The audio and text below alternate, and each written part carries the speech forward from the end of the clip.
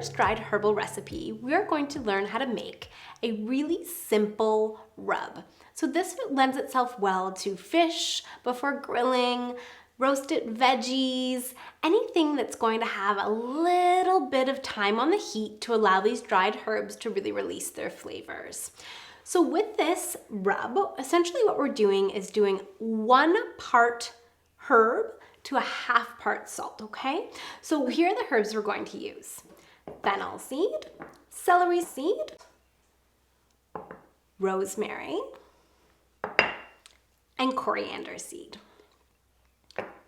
I'm going to use the mortar and pestle again as a tool to just help release some of the oils from our dried herbs. It's not necessary. Another option is to use a grinder. If you have a coffee grinder, you can give that a really good clean and use that.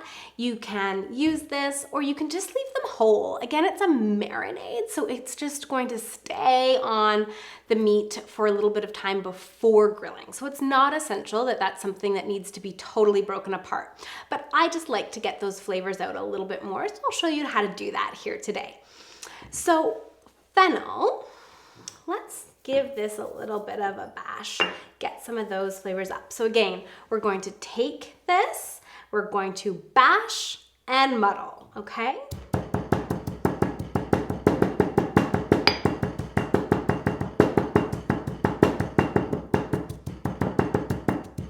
Okay, it's smelling beautiful in here. We can smell those licorice notes. They're really nice. So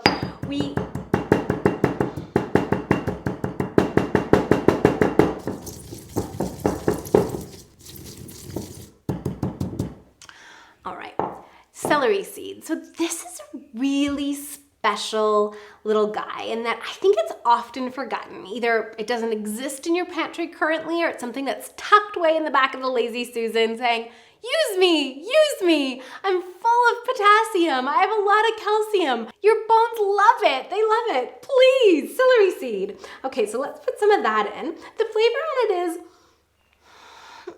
is a little bit more herbaceous, okay? So it is a bit more earthy. You don't want it to overshadow your dish, okay?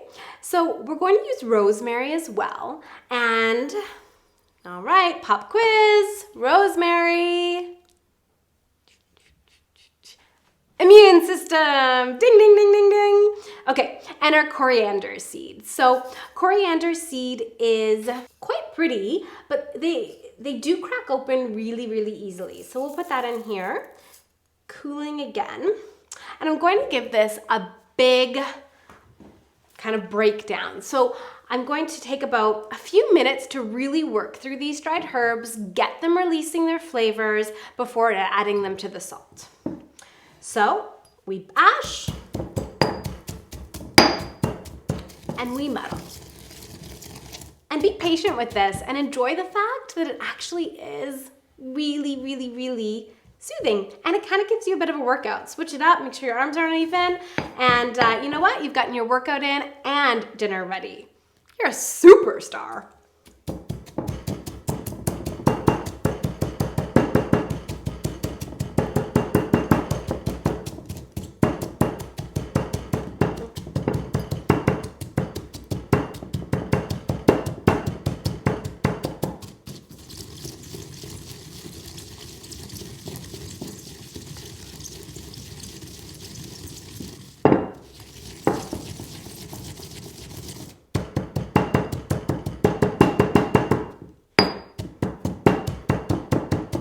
Okay, so now that you've made a big mess, things are moving, it really officially feels like you are a chef.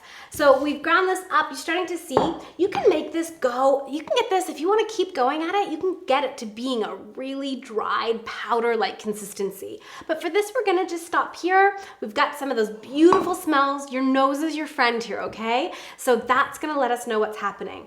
We're going to add that to our dish.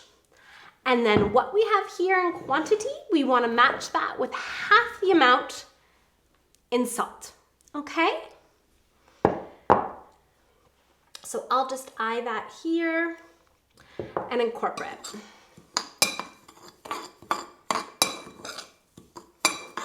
Give that a nice stir, mix everything in.